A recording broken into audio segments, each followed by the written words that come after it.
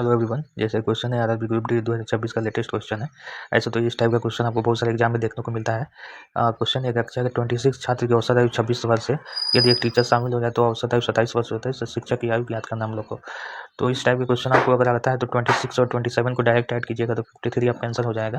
लेकिन कैसे होगा इसको हम लोग देखते हैं। तो मान लीजिए ये 26 स्टूडेंट आपका यहाँ पे है, ठीक ना। सबका औसत आपका 26 से पहले, तो 26 सबका मान लेते हैं कि 26 सबका ये आपका उम्र है। अब क्या होता है, 27वां व्यक्ति यहाँ पे आता है टीचर। अगर वो 26 उसका एज होता तो औसत आपका यहाँ पे 26 ही होता।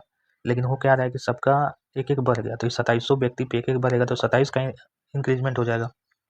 और यहाँ पे 26 है तो 26 ऐड करेंगे तो आ जाएगा 53। यानी यहाँ पे आपका ये 27 प्लस 26 इतना इसका एज होगा, तब जाके ये 27 आपका औसत हो जाएगा। तो इसका आंसर हो जाएगा आपका 53, आपका आंसर हो जाएगा। Thank you.